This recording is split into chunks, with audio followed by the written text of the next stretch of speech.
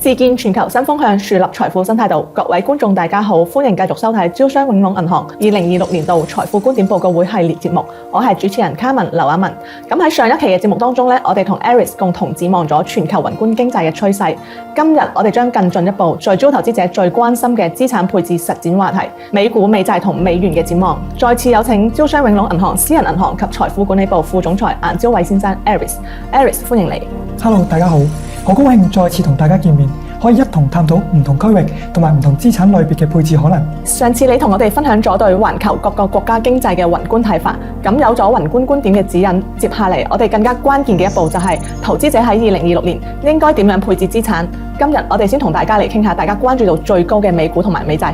其實我哋可以睇得到，2026年咧喺環球經濟溫和增長嘅情況之下咧，大多數嘅經濟體仍然係處於一個比較寬鬆嘅貨幣政策階段之下。咁同一時間咧，貿易戰亦都係進入一個相對緩和嘅期間，地緣政治緊張嘅局面咧係持續咁降溫嘅。咁而科技行業方面嘅發展咧，其實亦都係不斷推動住經濟嘅增長。咁喺總體而言，2026年咧環球配置嘅環境咧係相對係比較友好嘅。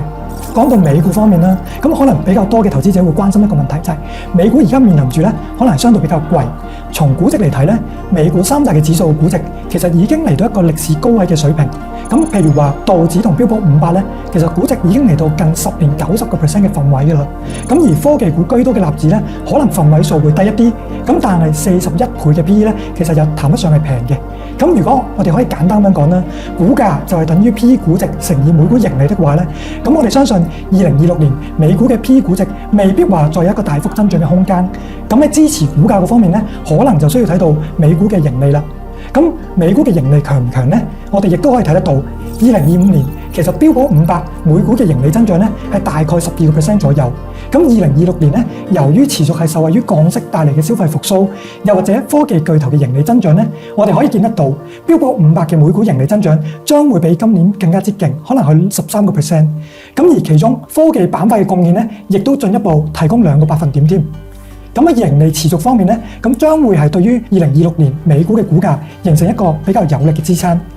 從各大科技巨頭嘅資本開支嚟睇咧，其實2026年資本嘅開支仍然係比較快速咁樣增長。對於一啲 AI 嘅上游產業鏈，呢個亦都係佢哋嘅訂單同埋收入嘅來源，亦都係體現咗咧，其實當前 AI 發展嘅動力咧係十分之充足嘅。咁科技巨頭對於資本支出嘅大力投入咧，可能亦都係比較好咁樣轉化咗作為一個利潤。咁喺美股大家都認知嘅科技七巨頭入邊咧，其實盈利能力已經係超過咗17%嘅啦，亦都係大幅高於標普500其他493間公司。咁呢個頭部效應係比較明顯嘅。講完美股方面，我哋亦都可以講一講美債方面。咁2026年美聯儲嘅減息趨勢咧，預計仍然係會持續嘅。咁從現時市場嘅預期嚟睇咧，2026年可能仲會有2次嘅降息機會。咁降息週期仍然係穩步咁進行緊嘅。咁大家可能最近比較關注得多，究竟美聯儲下任嘅主席會係邊一個呢？咁我哋可以見得到，其實目前歡呼聲最高嘅幾位候選人咧，主要都要係一個鴿派嘅立場。咁如果我哋話下一任嘅主持人大概有機會係從一個鴿派入邊去產生的話咧，咁亦都係為咗2026年美聯儲寬鬆嘅貨幣政策咧定下咗一個基調。講起債券方面咧，其實可能好多投資者都有一個誤會，就係話債券就係一個低風險嘅產品，咁買債券咧相當於就做咗一個風險嘅管理。咁但係實際上買債券係咪就係代表保守穩健嘅配置呢？其實亦都唔一定嘅。咁比如話，假設有個投資者佢係買咗啲長年期嘅債券，壓住未來嘅利率持續會下行，咁可能呢個投資者佢會發現佢過往2年債券嘅價格波動甚至會高於一啲股票添。咁喺過去1年嘅美債利率曲線嚟睇咧，其實已經好好說明咗呢一個例子啦。咁我哋發現，其實同之前1年去對比的話咧，美債短期嘅利率咧係比較正常嘅，的而且確係跟住美聯儲嘅降息趨勢而持續下行。但係長期利率方面咧，可能同大家想象中唔一樣啦。調翻轉係跟住降息而上行嘅。咁即係話，如果過去1年我哋壓住長年期嘅美債會隨住降息，可能就會有一個明顯價格反彈的話咧，咁投資者注定就會大失所望。點解會出現一個咁嘅情況呢？其實好簡單嘅啫，買債券嘅價格咧並唔係單單從利率嘅變動就可以決定。咁喺特朗普上台之後咧，其實就喺2025年推出咗一個叫做大而美嘅法案。咁咁市場就會擔憂啦。究竟特朗普呢個法案會唔會令到政府嘅支出更加之高呢？調翻轉咁講，亦都係會增加咗長期美國國債嘅一個發行量，提升咗長期美國債務嘅一個違約風險，所以令到另一方面咧，長債嘅利率咧反而係不跌向上升嘅添。結果就係話啦，喺過去1年嘅降息週期入邊咧，投資中短年期嘅債券，特別係可能係5至7年期嘅債券咧，確認性或者性價比咧就反而係更加之高。投資長年期嘅債券咧，反而喺過去1年係賺唔到錢嘅。咁所以話，其實債券嘅配置咧，我哋更多要從功能去出發，充分理解唔同策略嘅風險收益特徵，從唔同嘅期限啦、策略啦、區域投向等等唔同嘅維度去做一個分散嘅配置，避免單一壓住咧，先係正確嘅一個做法。多謝 Aris 對美股同美債嘅精彩分享啦。咁我又想問下美元呢，因為最近好多投資者都提到啦，咁如果美元繼續降息，美元嘅匯率會唔會一直向下呢？你點樣睇呢個問題啊？對於美元嚟講的話呢，其實喺一個減息嘅環境之下，市場可能第一個直覺就係話減息一定會利空美元，美元會有一定空間嘅走弱預期。呢個係一個非常之正常嘅一個推論。但係我哋需唔需要話因為有呢個推論，所以就話要拋售手中所有嘅美元資產呢？其實我哋認為大家係冇必要對於美元嘅匯率咧過於悲觀嘅。2025年嘅上半年，其實我哋可以睇得到美元指數咧的而且確係持續走弱。咁主要嘅原因咧係年頭其實有一輪關稅戰啦，導致美元嘅股債匯三殺，引致咗美元指數第一波嘅下跌。